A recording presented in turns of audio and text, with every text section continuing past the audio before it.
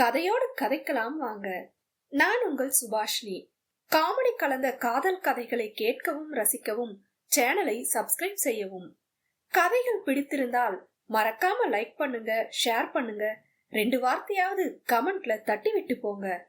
கதையோடு கதை பேச கதையின் வாயிலாக என் அன்பான வணக்கத்துடன் இது சுபாஷினியின் ஆடியோ கதைகள். நீங்க இப்போ கேட்கவிருக்கும் கதை என் கவிதையின் இலக்கண பிழை நீயடா. கதையின் குரலாய் நான் உங்கள் காமாட்சி. வாங்க இப்ப கதைக்குள்ள போகலாம். கவிதை 6. முக புத்தகத்தில் சிங்கிளில் இருந்து மேரிட் என்று மாற்றி காலையில் தான் அவளுடன் எடுத்த ஒரு புகைப்படத்தை போஸ்ட் செய்து படுக்க போக அவனது உயிர் தோழன் தாரிக், இல்லை இல்லை, அவன் உயிரை எடுக்கும் தோழன் என்றால்தான் சரியாக இருக்கும், அழைத்தான். இப்பொழுது வெளியே சென்று பேச முடியாது என்பதால் எட்டி ஆத்யாவை பார்க்க அவள் கண்ணை மூடி தூங்கி இருந்தாள். இங்கேயே பேசலாம் என்று அதை ஏற்க பல பீப் வார்த்தைகளால் அவனை வாழ்த்தி அவனிடம் பேசினான் தாரிக். டேய் தாரு, பேச விடேண்டா, விடாம எவ்வளவு நேரம் தான் கழுவி ஊத்துவ? என்ன நடந்ததுன்னு சொல்ல விட்டாதானே சொல்ல முடியும், கொஞ்சம் கேப் விடுடா என்று மகள் கூறியதும் தான் அவனை பேச விட்டான் தாரிக். வீட்ல பாட்டிக்கு உடம்பு சரியில்லை, அதனால மாமா பொண்ண கல்யாணம் பண்ணிருக்கேன். நாளை கழிச்சு வந்துருவேன். எல்லாரையும் கூப்பிட்டு ஒரு கெட் டுகெதர் மாதிரி வைக்கலாம்னு இருக்கேன். டேய், உனக்கு ஏத்த மாதிரி அழகா ஒரு மாமா பொண்ணு இருந்ததாலதான் ஆபீஸ்ல இருந்த ஒரு பொண்ணையும் பாக்கலையா? நீ வேற ஏன்டா காமெடி பண்ணிக்கிட்டு? அவளை 10 வருஷம் கழிச்சு நேத்துதான் பார்த்தேன். தங்கச்சி என்ன பண்றாங்க? மெடிசின் ஃபைனல் இயர் படிக்கிறாடா. அப்ப 6 வயசு வித்தியாசமாடா. சின்ன பொண்ணு, பொறுமையா பேசு, உன் கோபத்தை காமிச்சிராத. நீ வேற, அவ என்ன ஒரு காமெடி பீஸ் மாதிரி பாக்குறா. நான் கோபப்படுவேன்னு சொன்னா கூட சிரிப்பா. சரியான வாயாடி. என்னமா பேசுறா? உனக்கு தங்கச்சி ஆகிற எல்லா குவாலிட்டியும் அவகிட்ட இருக்கு என்றதும் சிரித்தான் தாரிக். சரிடா, நான் மார்னிங் கூப்பிடுறேன் என்று அழைப்பை துண்டித்தான் மகள். சிறிது நேரம் முழித்து இருந்தவன் எப்போது உறங்கினான் என்று தெரியவில்லை. காலை ஆத்யா எழுப்பும் போதுதான் எழுந்தான்.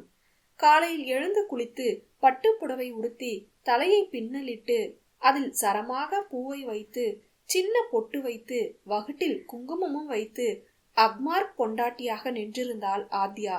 அவளை பார்த்து ஃப்ரீஸ் ஆனவனை கிள்ளி நிகழ்விற்கு அழைத்து வந்தவள், ஒழுங்கா குளிச்சுட்டு வா எம்பி, காலங்காத்தால சைட் அடிச்சுக்கிட்டு என்று அவன் தலையில் தட்டி வெளியே சென்றாள். அவ்வளோ பப்ளிக்காவா தெரியுது, இன்னும் பயிற்சி வேணும் போல என்று குளித்து வெளியே வர அவனுக்கான புது உடையை எடுத்து வைத்திருந்தாள். அதை உடுத்தி வெளியே வந்தவனை முதலாக கவனித்தாள். நல்லாதான் இருக்கான், சைட் அடிக்கலாம் தான் என்று மனதில் நினைத்தவள், ஏன் எம்வி, உனக்கு எத்தனை கேர்ள் ஃபிரெண்ட்ஸ் இருக்காங்க என்று ஆத்யா கேட்க காஃபி குடித்து கொண்டிருந்த நந்தகுமார் துப்பி விட்டார். மற்றவர்கள் வாய்க்குள் சிரித்து அவன் என்ன சொல்ல போகிறான் என்று பார்க்க, என் ஃபர்ஸ்ட் அண்ட் லாஸ்ட் லவ் நீ மட்டும்தான் தியா என்று அவன் கூற வாயை பிளந்து அமர்ந்தவள் அருகே இருந்த ராம்குமாரிடம், ஏன் மாம்ஸ், உங்க பையனுக்கு ஏதாவது ப்ராப்ளம் இருக்குமோ? 27 வயசு வரை லவ்வே வரலன்னு சொல்றாரு. எதுக்கும் ஒரு டாக்டர் கிட்ட கன்சல்ட் பண்றது பெட்டர் என்றதும் தேவிக்கு புறையேறி விட்டது. அங்கு வந்த காஞ்சனா அவள் காதை திருகி, குட்டிமா அவன்கிட்ட சொல்லட்டா என்று கிசுகிசுக்க வெளிப்படையாக அதிர்ந்தவள், அத்த பிளீஸ், அவங்க கிட்ட எதுவும் சொல்லாதீங்க என்று கெஞ்சவும் அவன் அவள் அருகே வந்து அமரவும் சரியாக இருந்தது. அவனுக்கு காஃபி போட காஞ்சனா உள்ளே சென்றார்.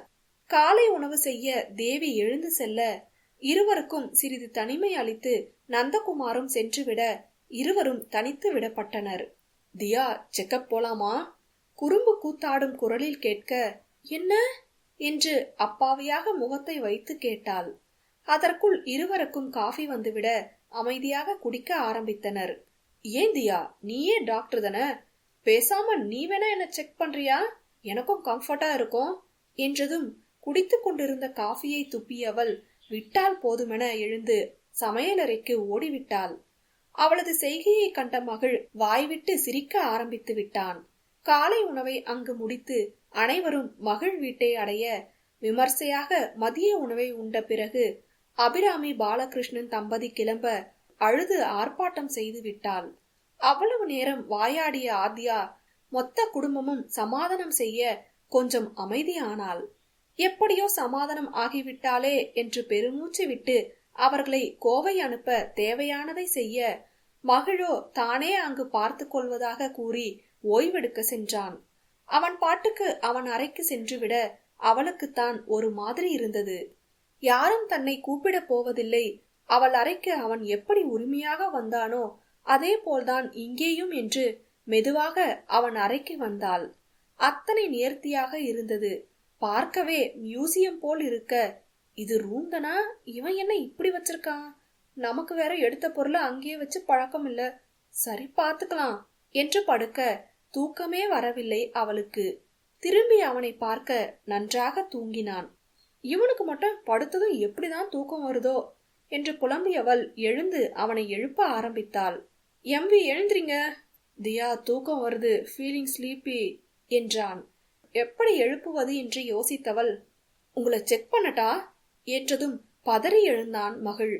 அடியே என்ன பேசுற, ஒழுங்கா படு என்று அவளை கை வளைவில் வைக்க அவ்வளவுதான் அவனது அருகாமை அவளை இம்சித்தது.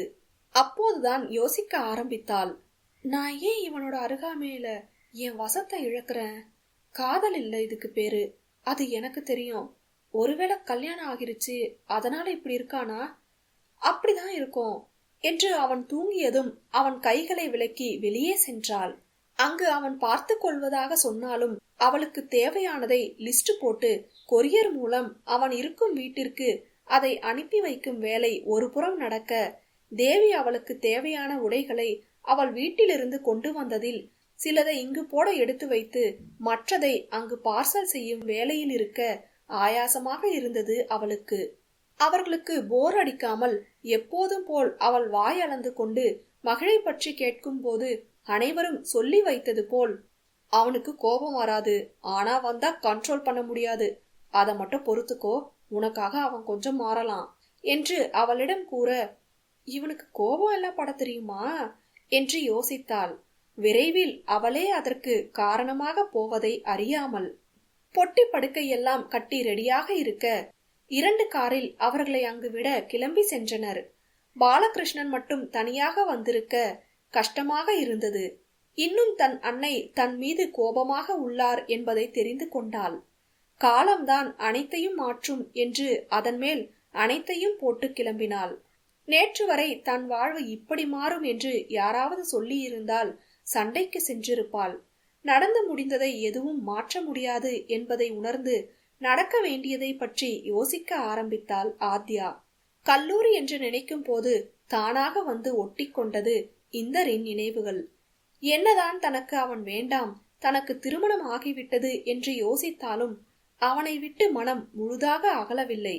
கண்கள் மோதலால் இது வந்த காதலா, நினைத்தேனே நான் நினைத்தேனே, ஊசி தூரலால் நீ பேசு காதலா, தவித்தேனே நான் தவித்தேனே, காற்றாய் மாறி காதலிக்கிறேன் கண்ணே, ஒரு முறை சுவாசம் கொள், நானும் உன்னை சம்மதிக்கிறேன் என்றே இங்கொரு வார்த்தை சொல், மன்னவனே மன்னவனே உயிரில் உயிராய் கலந்தவனே, திருடிய இதயத்தை திருப்பி கொடுத்து விடு காதலா என் காதலா என் காதலா.